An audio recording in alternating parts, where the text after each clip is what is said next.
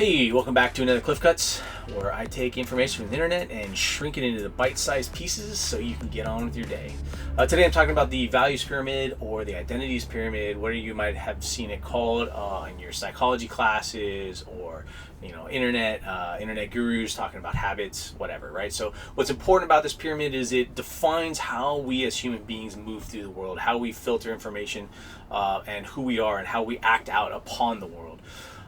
So in a sense, we have the pyramid, the shape of it, the base being the most important, and each layer above it is dependent upon the layer that comes before it. So the most important being the base, the least important being the top. So in this sense, when we look at the pyramid, we have identity as the base, right? The most important, then beliefs, and then the beliefs that you have that's based on identity affect the values that you hold, and those values affect the habits that you choose to create, and those habits will ultimately in turn reflect the environment that you decide to surround yourself in. So naturally, just changing your environment is not going to affect who you are generally as a person, will have the least amount of effect. So let's take, for example, January 1st, you want to join a gym, you want to be fit, you want to find this new person, you want to be a new habit, whatever it is that you choose.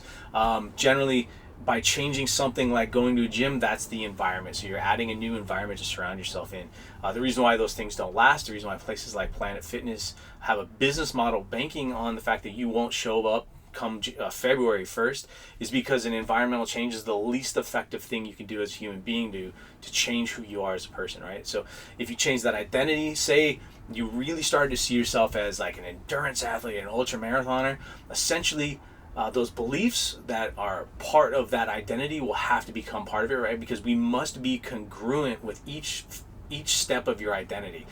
When you're not congruent, it doesn't last. So those beliefs will change to be part of like what an ultra marathoner is, or an endurance athlete. The values that you hold, going to bed early, eating better, not drinking all the time, not going to parties all the time, right? Like those values will be part of it. And then the habits that you choose, right? Like you're gonna have the habit of every day going to the gym or every day going for the run, whatever those habits are that are attached to it. You won't be using sheer willpower to make this change. It will just happen naturally because the identity of what that is must do those things. And then naturally the last thing that'll happen is your environment will start to change accordingly to that without you even thinking. You're going to hang around those people doing that stuff. You're going to be in the park more. You're going to be in the gym more. It's just going to be a natural extension of that core identity.